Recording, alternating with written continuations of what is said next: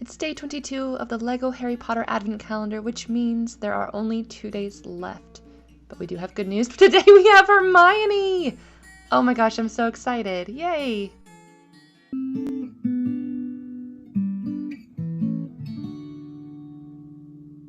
I have been looking forward to Hermione for the entire month, even though she looks kind of cranky on this side. I guess she's mad at Ron. Okay, we'll give her kind of quizzical look here. Anyway, I thought for sure they would save her for Christmas Eve, but I'm happy having her early. I'm okay with that. All right, let's see her hair. Hermione, you look lovely. This is a wonderful hairstyle. I like these elaborate ringlets going on. That's fun. Oh gosh, when you pop her hair off, it's very disconcerting. But we have the open back of her Yule Ball dress with the floaty little sleeve covery thingies. I don't know technical fashion terms, obviously. And then it looks very, very similar to the dress in the movie. I think they've done a good job of translating the movie experience to the LEGO Advent Calendar, actually. All right, there's Hermione. Look, she looks great. I love these little tiny freckles on her face.